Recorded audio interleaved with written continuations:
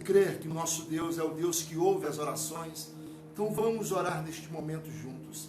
Maravilhoso Jesus, em Teu nome nós estamos reunidos agora em oração, invocando a Tua face, invocando a Tua presença viva, invocando o Teu nome que é sobre todos os nomes, ó Pai, clamando ao Senhor que é digno de glória, que é digno de louvor e que é digno de honra.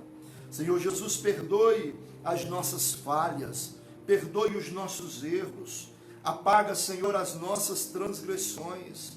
Nós estamos, ó Pai, humilhados diante de Ti, em atitude de oração, quebrantados diante do Senhor, ó Deus, com os nossos corações abertos, desejosos por ver a Tua mão poderosa, ó Deus, estendida sobre o Brasil e sobre as nações da terra, trazendo cura, trazendo libertação, trazendo avivamento, trazendo, meu Deus e Rei, livramentos, para que o Teu nome seja glorificado, ó Pai. Na autoridade, no poder que há no Teu nome, Jesus, nós oramos, ministramos, ó Deus, palavras de bênção sobre o Brasil, sobre todos os estados brasileiros, aqueles que estão enfrentando esta crise, ó Pai, de uma forma mais frágil, onde tem sido, ó Deus, atingido em uma escala maior que outros estados. Esses estados, ó Deus, mais deficientes e mais precários e mais atingidos por esta pandemia, estenda a Tua mão poderosa, Jesus, e manifesta a Tua cura. Manifesta o Teu poder libertador, ó Pai, para que o Teu nome seja glorificado. Abençoe o Brasil, abençoe as nações da terra. É o que nós Te pedimos em Teu nome, Jesus. Amém. Graças a Deus. Amém. Deus abençoe a todos. Eu sou o pastor Alexson Nunes. Pastoreamos eu e minha esposa aqui na Adefama Itaipu. Somos Teu servo, desejosos em abençoar a tua vida no nome do Senhor Jesus. Vamos estudar a palavra do Senhor, vamos dar sequência ao nosso estudo, tá? Vamos debruçar-nos um pouquinho mais dentro da palavra do Senhor e pedir para que Deus fale conosco de uma forma toda especial. Efésios capítulo 6, versos 1, aleluia, aliás, Efésios capítulo 6, versos 10 e 11, é o texto-chave, tá, da nossa reflexão. A palavra do Senhor nos diz assim: no demais, irmãos meus, fortalecei-vos no Senhor e na força do seu poder. Aí ele diz o seguinte, Paulo: revesti-vos de toda a armadura de Deus, para que possais estar firmes contra as astutas ciladas do diabo. Nós temos abordado aqui alguns pontos interessantes relacionados, tá, a essa carta que Paulo escreveu aos irmãos que estavam na cidade de Éfeso. Eu não vou entrar no contexto histórico novamente para não ficar repetitivo. Se você quiser acompanhar desde o início essa reflexão, dê uma olhadinha lá na nossa página no Facebook, tem desde a primeira parte até esta agora, que vai ficar também de forma definitiva no Facebook. Então, observe bem, Paulo, ele tem uma preocupação com os nossos irmãos. A preocupação que Paulo estava tendo como grande líder, como grande apóstolo, como grande pastor, era que os irmãos estivessem fortalecidos para enfrentar os dias difíceis, que todos nós enfrentamos. Seria utópico da minha parte, eu estaria agindo de forma até leviana, se eu estivesse apresentando a vocês um evangelho que não fosse realista no que tange às dificuldades, as aflições que o povo de Deus enfrenta nesta terra. Eu estaria te enganando se eu estivesse pregando um evangelho que não mostra a realidade, onde o povo de Deus passa por provas, passa por momentos difíceis nesta terra. Paulo, sendo realista em relação a esta verdade, não querendo iludir jamais os irmãos, ele tinha uma preocupação: como deixar os irmãos preparados para enfrentarem esses dias difíceis? Esta era a grande questão. Então Paulo, no decorrer de toda esta carta, ele abordou diversos princípios. E ele encerra esta carta falando exatamente sobre a disponibilidade do próprio Deus em conceder um recurso extraordinário, um recurso espiritual, tá, ao seu povo na terra, para que viva aqui na terra como verdadeiros guerreiros espirituais e guerreiros vencedores, não guerreiros derrotados, mas guerreiros vencedores. Olha, queridos, e o interessante é que esses elementos relacionados a essa armadura não é algo que você precisa clamar para que desça do céu. Se você for observar, todos os elementos da armadura de Deus que Paulo abordou aqui na carta de Paulo aos Efésios, na sua carta aos Efésios, ele fala sobre elementos relacionados àquilo que nós já temos. Se você for analisar, Paulo ele vai falar sobre o cinturão da verdade, nós temos a verdade do Evangelho. Paulo ele vai falar sobre a couraça da justiça. Nós temos a justiça de Deus em nossas vidas através de Cristo. Fomos justificados em Cristo. Observe bem. Paulo ele fala sobre o calçado da preparação do Evangelho da paz. Nós temos este recurso também. Através do quê? Através da unção do Espírito que nos habilita e nos capacita a sermos testemunhas para propagarmos o Evangelho do Senhor nesta terra. Também é outro elemento que nós já temos. Paulo fala também sobre o escudo da fé. Fé temos. Porque se não tivéssemos fé em Jesus Cristo, nós não teríamos a salvação em nossas vidas. Nós não teríamos alcançado a salvação. E a Bíblia diz que sem fé é impossível agradar a Deus. Se nós não tivéssemos fé, nós não orávamos. Se não tivéssemos fé, nós não iríamos praticar o ato do jejum. Se não tivéssemos fé em Deus, nós não iríamos meditar na sua palavra, porque não iríamos acreditar nela. Então nós temos fé, o escudo da fé nós já temos. Nós temos também o capacete da salvação, porque somos salvos. Somos salvos. Nós temos também a espada do Espírito, que é a palavra de Deus. Você tem a palavra de Deus em tuas mãos, você tem a palavra de Deus em teus lábios, e principalmente você tem a palavra de Deus no teu coração. E a Bíblia diz que esta é a espada do Espírito. Observe, volto a repetir, você prestou atenção que esses elementos da armadura que Paulo aborda são elementos que nós já temos. Esses elementos já estão dentro de nós. Você não precisa colocar misticismo em cima disso aqui, dizendo o seguinte: ah, Deus, eu me revisto agora desta armadura, como se você, a partir daquele momento, estivesse vestindo a armadura. Não. Não era isso que Paulo estava querendo dizer. Paulo estava querendo dizer o seguinte: olha, esses elementos relacionados à armadura de Deus, vocês já têm. Vocês só precisam ter consciência que esses elementos existem dentro de vocês para serem utilizados como armas, tanto arma de defesa como arma de ataque. Era isso que Paulo estava querendo. Paulo estava querendo gerar naquela igreja, na cidade de Éfeso, esta consciência, a consciência da salvação, a consciência da verdade dentro deles, a consciência da justificação em Cristo, a consciência da espada do Espírito, a consciência de que são verdadeiramente representantes de Deus nesta terra, e todos os recursos necessários que nos habilitam a representarmos Deus com excelência já existem dentro de nós, através do Espírito Santo. Todos os recursos espirituais disponibilizados por Deus ao seu povo aqui na terra para representá-lo e representá-lo bem, são recursos que já existem dentro de mim e dentro de você através do Espírito Santo. Você precisa focar isso aqui. Então nós estamos abordando sobre esses elementos. Eu quero dar continuidade sobre um dos elementos desta armadura, que é exatamente o escudo da fé. Eu abordei aqui de forma esporádica no domingo, mas eu quero explorar um pouco mais. Lembrando que todos esses elementos que Paulo utiliza aqui, eles foram, de certa forma, abordados olhando como exemplo a armadura do soldado romano. Então, quando Paulo diz o seguinte, no versículo 16, tomando sobretudo o escudo da fé, com o qual podereis apagar todos os dardos inflamados do maligno. O que eu aprendo aqui? Qual a lição que precisamos extrair deste verso? É que é impossível vencer uma batalha, observe bem, você pode até anotar isso aí, é impossível você vencer uma batalha sabendo apenas atacar.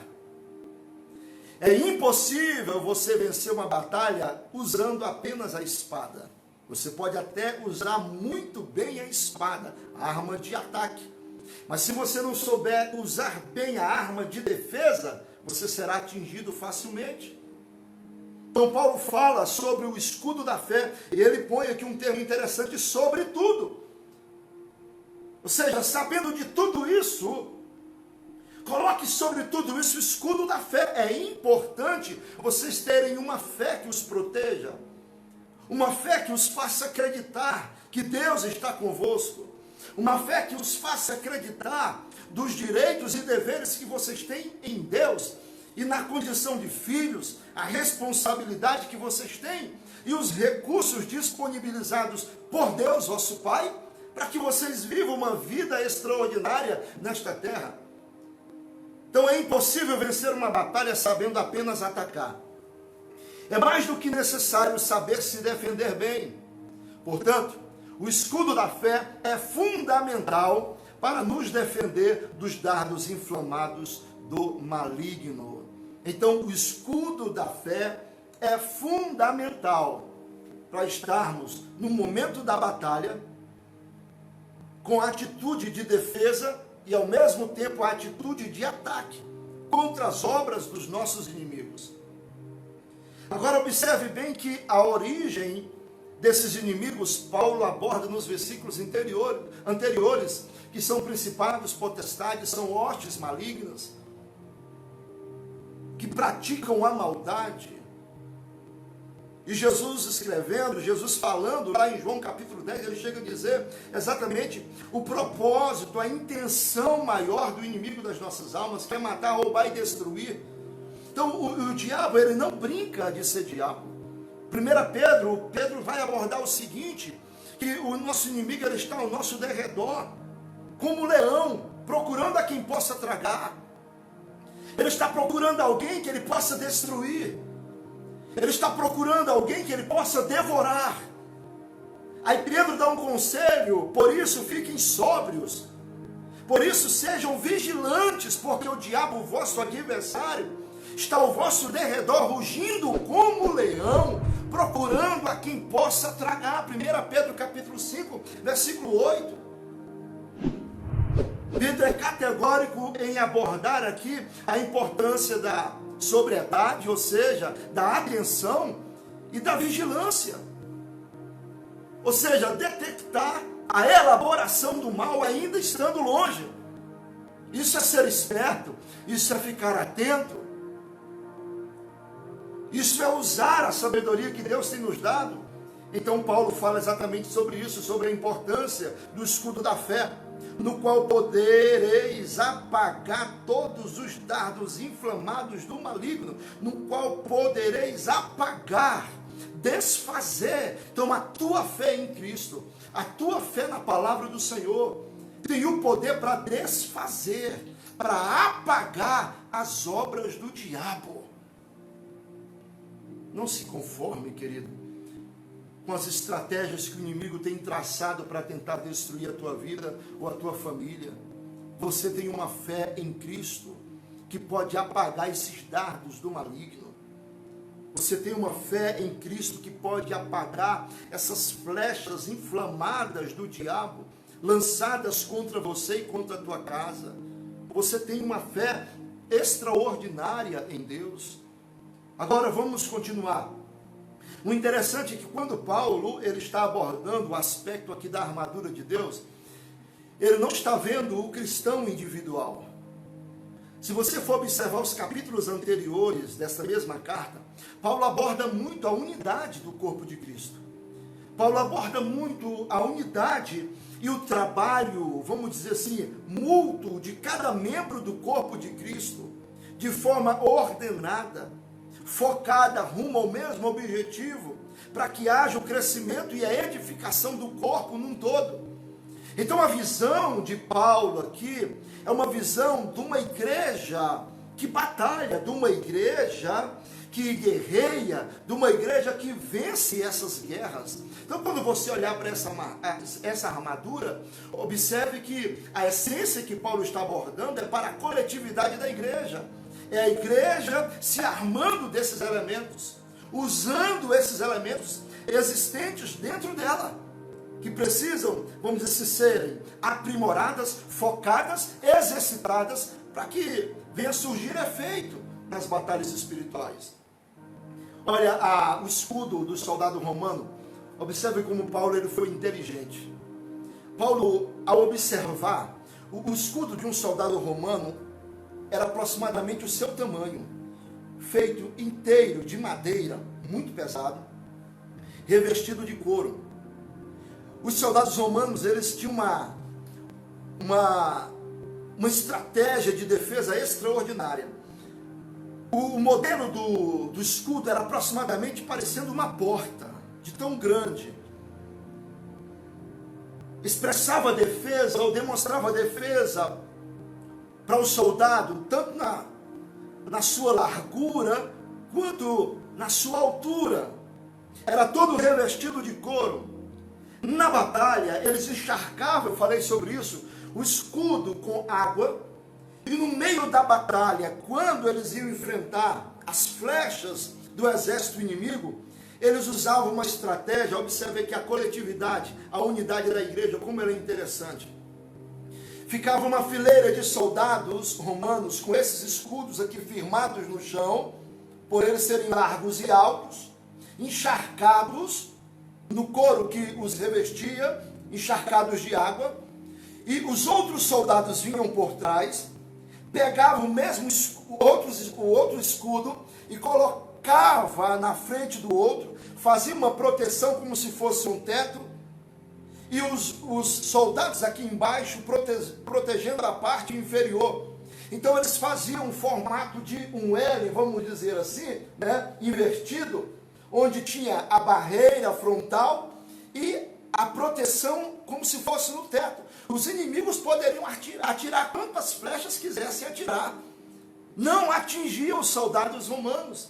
O que Paulo estava querendo abordar aqui sobre o uso do escudo da fé? É quando eu estou unindo a minha fé à tua fé, nós formamos uma barreira de defesa.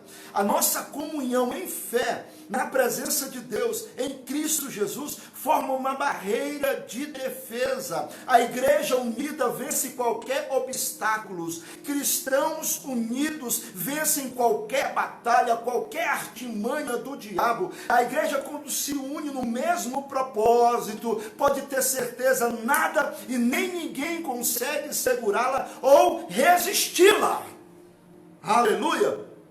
Por isso que a Bíblia diz o seguinte, que as portas do inferno não irão prevalecer contra a igreja. Não é a igreja na posição de defesa, é a igreja atacando. A igreja ataca de forma unida, organizada, em fé, com o escudo da fé, e à medida que ela se defende, ela avança para atacar. À medida que essa unidade defende a igreja, ela avança para atacar. E era assim que o exército romano faziam. Eles montavam essa muralha de escudo, e à medida que os inimigos iam atirando, eles iam se defendendo e marchando à frente. Essa é a caminhada da igreja, cada membro unido ao outro, cada membro do corpo de Cristo em fé, unido, formando esta barreira de proteção, vai se defendendo, vai defendendo um ao outro, mas à medida que ela se defende, ela ataca. À medida que ela se defende, ela ataca, e as portas do inferno não conseguirão prevalecer, não conseguirão resistir ao ataque da igreja. Este é o papel da igreja, se defender e atacar. Este é o papel do cristão. E este é o objetivo da armadura que Deus disponibilizou a mim e a você. Ô meu querido, então não viva uma vida isolada. Você, na condição de membro do corpo de Cristo, não fique isolado. Congregue. Faça parte de uma comunidade. Faça parte de um grupo coletivo, onde você possa em momentos difíceis, contar com o auxílio de outros, contar com a oração de outros. Porque existem situações que nós enfrentamos em nossas vidas que nem força para orar nós temos, querido. E às vezes a renovação da nossa força está exatamente no estender das mãos de outro irmão sobre as nossas vidas. Quem sabe a renovação das nossas forças está exatamente quando o irmão impõe as mãos sobre nós e começa a interceder por nós com fervor e fé. E ali naquele momento, unidos naquele mesmo propósito, somos renovados. É importante, meu querido, não fique sem congregar.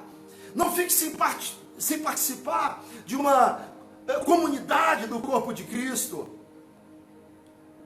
Entenda bem a importância disso tudo. Olha, a consciência da nossa salvação é fundamental para mantermos viva nossa identidade em Deus. Você tem consciência da tua salvação? Quem te salvou? Quem é o teu Salvador? Qual o propósito da salvação? Você já se perguntou, por que eu sou salvo? O que aconteceu para eu alcançar a salvação? São ideias básicas que todo salvo precisa ter. Nós éramos perdidos por causa do pecado original, pecado adâmico. Toda a humanidade nasceu já com a semente do pecado dentro dela. E Jesus Cristo veio para nos redimir deste mal. A nossa salvação do pecado, a nossa salvação da perdição eterna. O caminho da mesma é Cristo. Jesus Cristo é a nossa salvação. Não é uma religião que salva. Não é uma filosofia que salva. A salvação tem nome. A salvação não é um elemento, vamos dizer assim, secundário, um elemento abstrato. A salvação é uma pessoa. E o nome desta pessoa é Jesus Cristo. Ele é a salvação de Deus para a humanidade. Se você tem Jesus no teu coração, você é salvo. Você precisa ter consciência disso. Você precisa ter consciência disso. E a salvação, ela não é vulnerável como muitos pensam. A salvação foi conquistada pelo sangue de Jesus. A salvação foi conquistada pelo sacrifício de Jesus. E você precisa dar atenção a isso. Quando Paulo fala sobre o capacete da salvação, ele está apontando aqui para a consciência, para a mentalidade que eu e você precisamos ter, a convicção, a certeza de que somos salvos. Porque vai chegar em momentos da vida que o inimigo vai tentar nos fazer duvidar da nossa salvação. Principalmente naqueles momentos que você se vê mal, às vezes sem força para orar, sem força para congregar, sem força para ler a Bíblia. Aí parece que você diz assim, poxa, eu estou me sentindo tão perdido, eu estou me sentindo tão assim, parece que eu estou com um pé lá no inferno e outro quase chegando no céu. Meu Deus, o que está acontecendo comigo? Observe bem que neste momento, nesse ambiente, esse ambiente é propício, essa vulnerabilidade é propícia para o ataque do diabo. O diabo, ele sempre é astuto em atacar a presa vulnerável. Ele é astuto em atacar a presa quando ele percebe a carência da mesma. Você lembra de Jesus, quando Jesus já estava há 40 dias no deserto sendo tentado? Ele estava lá sem comer. E ele teve fome. E quando ele teve fome, ou seja, a sua necessidade fisiológica, ele teve fome. Em cima dessa necessidade, em cima dessa carência de elemento físico, de um alimento físico, o diabo chega em cima da carência de Jesus e começa a tentá-lo. Então, cuidado, querido. Você precisa entender os seus limites, você precisa ser consciente, sincero consigo mesmo, e você precisa entender quando você está carente.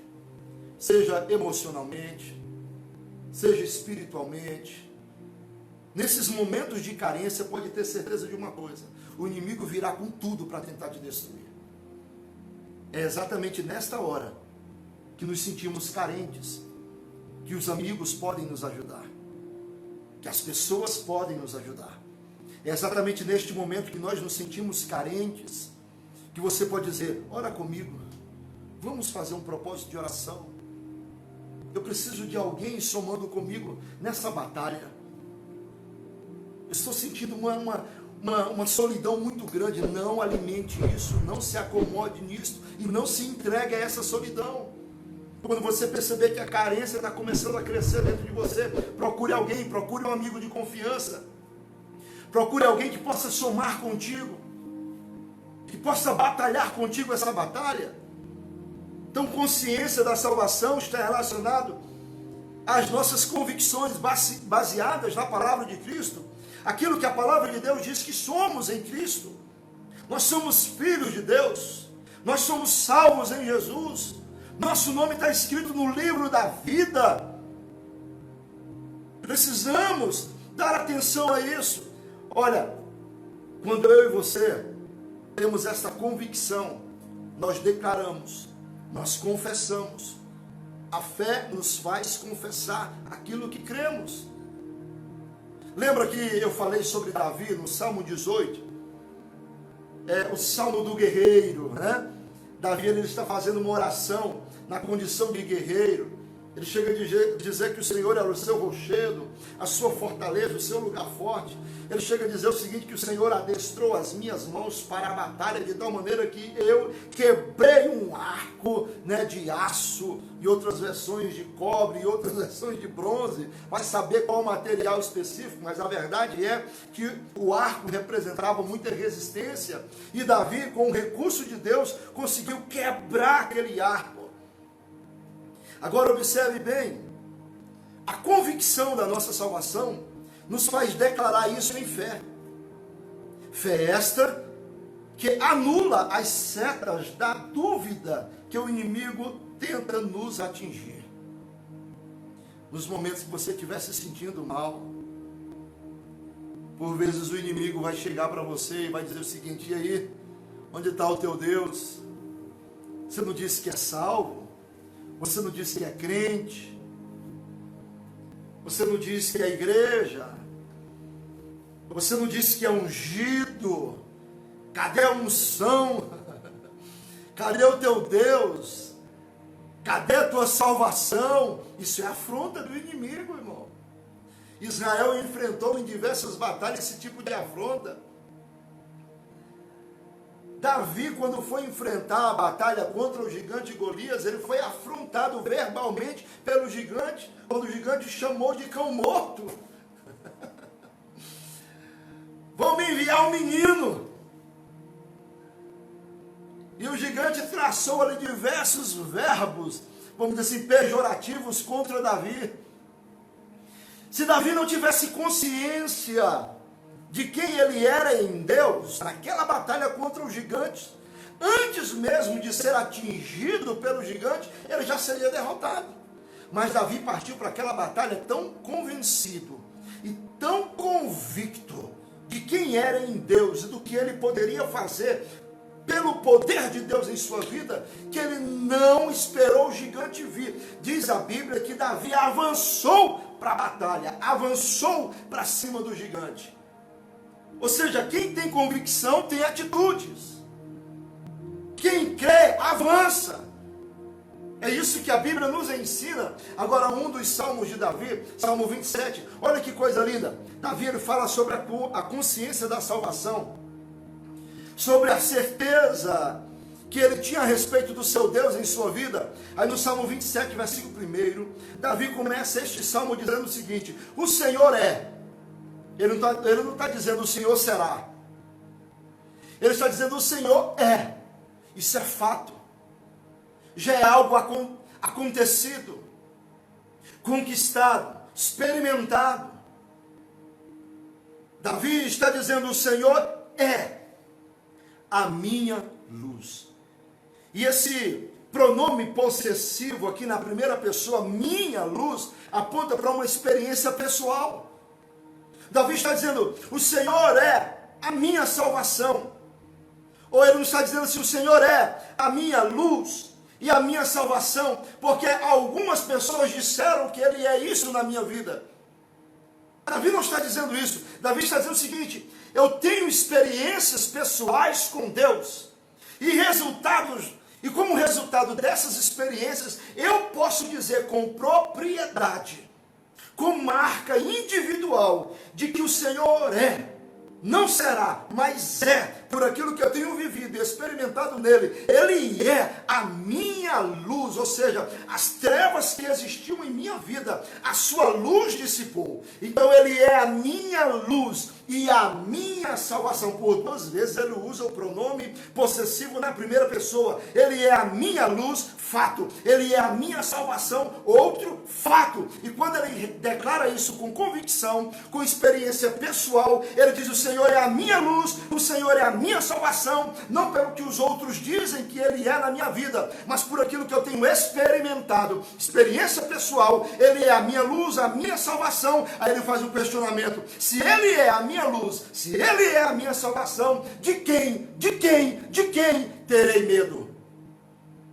De quem terei medo? Aleluia! Veja que essa convicção fez de Davi alguém que com ousadia declarasse tal convicção. E diante dessa certeza ele diz o seguinte: outra certeza que eu tenho é, primeiro, que ele é a minha luz.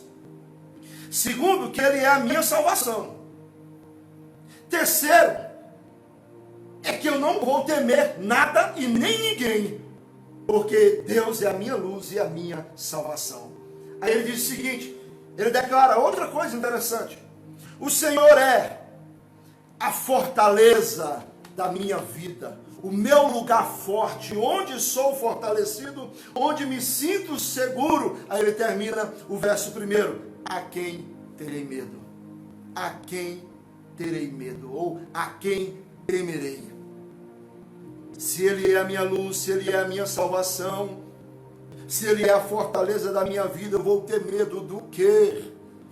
Aleluia! Isso é consciência, isso é capacete da salvação, isso é certeza. Caminhando já para o final, precisamos seguir o exemplo do nosso Senhor Jesus, que estando no deserto, foi tentado pelo diabo com a finalidade de fazê-lo corromper o propósito de Deus em sua vida.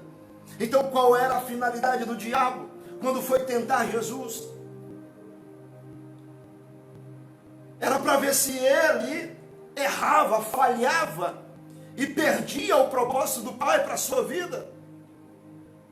Mas observe bem, precisamos aprender uma lição extraordinária com o Senhor. Como foi que Jesus venceu esta batalha espiritual contra o diabo? Usando o mesmo recurso que eu e você temos, a poderosa palavra de Deus.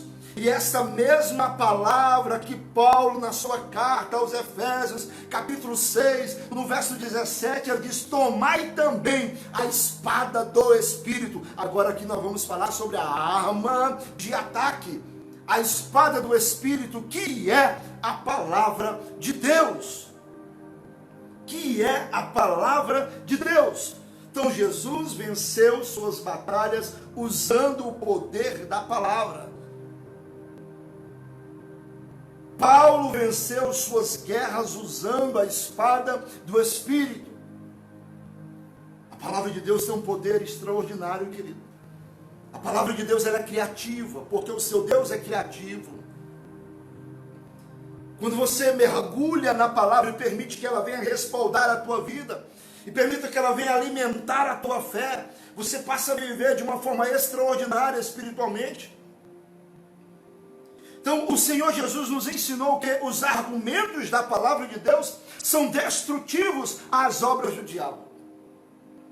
Lembra da declaração que Paulo, quando escreveu a sua carta aos Romanos, chega a dizer, Romanos capítulo 10, versículo 17, a fé vem pelo ouvir e ouvir a palavra de Cristo. Paulo está dizendo o seguinte: à medida que você permite que a palavra entre no seu coração, ela revoluciona a tua fé. Ela te faz conhecer quem você é. Ela te faz conhecer quem é o teu Deus. E quando você une esse conhecimento a respeito de você mesmo em Deus e a respeito do seu Deus em sua vida, isso revoluciona a tua fé. Isso te desperta. Isso te aviva. Isso te põe de pé. Aleluia. Então Paulo está falando sobre isso. Agora veja como Jesus, lá em Mateus capítulo 4, ele usou esse recurso extraordinário, a palavra de Deus. Veja bem, a palavra de Deus ela é destrutiva às obras do diabo. Vamos lembrar apenas de um ponto da tentação que o diabo colocou diante de Cristo. Mateus capítulo 4, versos 3 e 4 diz: e chegando-se a ele o tentador disse, se tu és, começa gerando um ambiente de dúvida, de incerteza, condicionado, se tu és filho de Deus, eu quero prova disso. Olha o diabo desafiando Jesus, eu quero prova disso. Se tu és o filho de Deus, eu quero uma prova. Manda que essas pedras se tornem pães. Você não está com fome? Você não está com fome? Então se você é filho de Deus, por que você está passando por essa prova então? Aí aqui pega aqueles pregadores que pregam de forma irresponsável a teologia da prosperidade, sem nenhuma, vamos dizer assim, prática consciente, onde o servo de Deus não pode passar por provas, onde o servo de Deus não pode passar por lutas. E aqui nós estamos vendo o Filho de Deus sendo tentado pelo diabo no deserto. Deserto é a figura do quê? De luta, irmão, de dificuldades e desafios. E o tentador aqui aparece para tentar destruir a fé de Jesus, gerar conflito na sua existência, gerar conflito em relação à sua identidade. Se tu és o filho de Deus, me prova, porque não é possível eu acreditar que você, Jesus, é o filho de Deus, se permitindo passar por essa necessidade de pão. Tá conseguindo fazer uma conexão com alguma coisa? Quem sabe o inimigo chega para você e fala, você não é filho, não é filha de Deus, você não é crente. Como é que você que é crente está passando por uma luta dessa? Está passando por um momento difícil desse? Você não é crente? Como é que você está passando por essas privações? É por você ser crente que você passa por essas privações. E porque Deus as permite em tua vida. Porque aflições, batalhas e desafios na vida do cristão são oportunidades de crescimento, de amadurecimento e avanço. Então o diabo pergunta para o Senhor, se tu és o filho de Deus, vai lá, manda que essas pedras se tornem pães, eu quero ver, me prova. Jesus de forma muito tranquila, sabendo exatamente quem era o diabo, Jesus sabia exatamente qual o propósito que ele veio fazer na terra, não era provar para ninguém que era o filho de Deus, muito menos para o diabo. Jesus não tinha que provar nada ao diabo. Aqui foi um requerimento do diabo estabelecido sobre Jesus. Se Jesus simplesmente fizesse o que o diabo estava requerendo, Jesus estaria se submetendo à autoridade do diabo. E nesse momento Jesus perderia totalmente a sua essência. Mas não foi isso que Jesus fez. Jesus ele usou o poder da palavra, dizendo exatamente o seguinte, olha, eu sei quem eu sou, isso aqui é conjectura minha. Eu sei quem eu sou e não preciso provar para ninguém quem sou eu, muito menos para você, diabo. Eu nunca vou colocar as minhas necessidades fisiológicas acima do propósito de Deus. O propósito de Deus para a minha vida é fazer com que eu passe por esse momento de deserto, por esse momento de tribulação, por esse momento de prova. Se você for ler o texto sagrado, você vai entender o seguinte, que Jesus saindo do Rio Jordão, depois de ter sido batizado pelo seu primo João Batista, foi ele guiado pelo Espírito Santo ao deserto para ser tentado. Jesus foi levado pelo Espírito Santo ao deserto para ser provado. para ser provado. E Jesus está nos ensinando um princípio extraordinário. No meio da prova, você nunca pode colocar a tua necessidade, a tua carência acima do propósito de Deus. Então Jesus, ele se defende exatamente o seguinte: quando o diabo chega e fala, e chegando-se a ele o tentador disse: se tu és o filho de Deus, manda que essas pedras se tornem pães. Em pães, ele porém respondendo, Jesus disse: está escrito. Aleluia. Olha a martelada na cabeça do diabo. Está escrito: nem só de pão viverá o homem. É como se Jesus estivesse dizendo: está escrito, o homem não pode colocar a sua necessidade acima do propósito. Eu não vou perder o propósito de Deus por causa da minha carência, por causa da minha necessidade. Ei, quando você troca, quando você inverte e você começa a colocar a tua carência em primeiro plano, a tua necessidade em primeiro plano, você troca o propósito de Deus por qualquer prato de lentilha, por qualquer moeda. Mas Jesus estava dizendo o seguinte: olha, eu prefiro continuar necessitado de pão a perder o propósito de Deus. Então ele está dizendo o seguinte: está escrito, nem só de pão viverá o homem, mas de toda a palavra que sai da boca de Deus, mas de todo o propósito que Deus me enviou à terra para viver. Porque através da palavra nós conhecemos o propósito. Através da palavra nós entendemos quem somos, o que viemos fazer nesta terra, o que estamos aqui para realizar. Aleluia. Isso aqui é muito interessante, querido. Então Jesus nos dá uma lição. Vamos correr um pouquinho. Jesus termina, né? Nós vamos terminar esse estudo abordando sobre o último elemento dessa armadura que Paulo aborda, que é a armadura, que é a arma chamada oração. Oração é comunicação com Deus. Oração é meditação em Deus.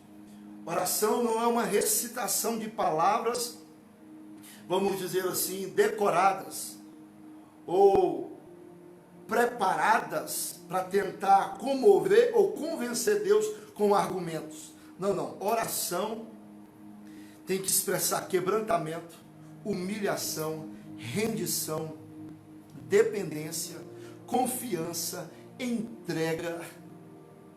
Oração precisa expressar todos esses sentimentos internos. Oração tem que ser de uma forma muito simples, muito direta, objetiva, mas sem perder a sua essência, sem perder a sua qualidade. Oração é conversar com Deus. Quando alguém diz o seguinte: certa feita alguém chegou para mim e falou assim: pastor, eu não tenho o ministério da oração. Eu falei: oração não é ministério.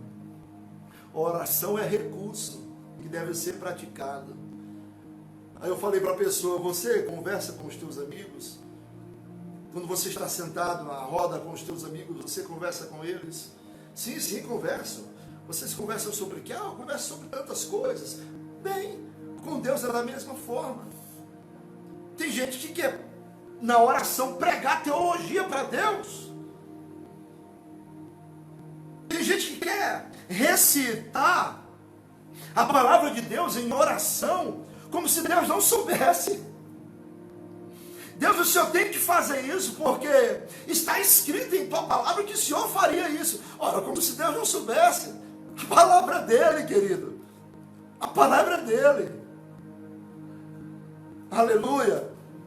Oração tem que ser atitude de humilhação, de dependência. Nós oramos porque dependemos dele, confiamos nele. Na oração nos entregamos a ele, falamos sobre nossas necessidades, sobre nossas carências, e podemos fazer das nossas orações também momentos de louvor e de adoração ao nosso Deus, expressando a nossa gratidão a ele.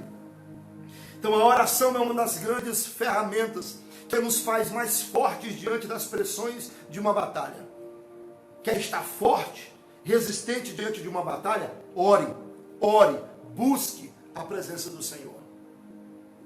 Paulo diz o seguinte: orando em todo o tempo, com toda oração e súplica no Espírito, na comunhão com o Espírito, permitindo que o Espírito Santo venha te orientar nas orações, venha guiar o teu coração. A Bíblia diz que o Espírito Santo nos ajuda em nossas fraquezas, e uma das fraquezas que temos é a nossa deficiência de como orar segundo a vontade de Deus. E para que essa deficiência seja suprida, é necessário nós recorrermos à ajuda do Espírito Santo. E pedir para que o Espírito Santo direcione a nossa oração ao propósito ideal. É pedir para que o Espírito Santo direcione o nosso coração, a nossa mente, as nossas motivações no momento da oração, para chegar ao coração do Pai. Então Paulo fala exatamente sobre isso quando ele diz o seguinte: orando em todo tempo, com toda oração e súplica no Espírito, e vigiando nisto, ou seja, estando atento a isto.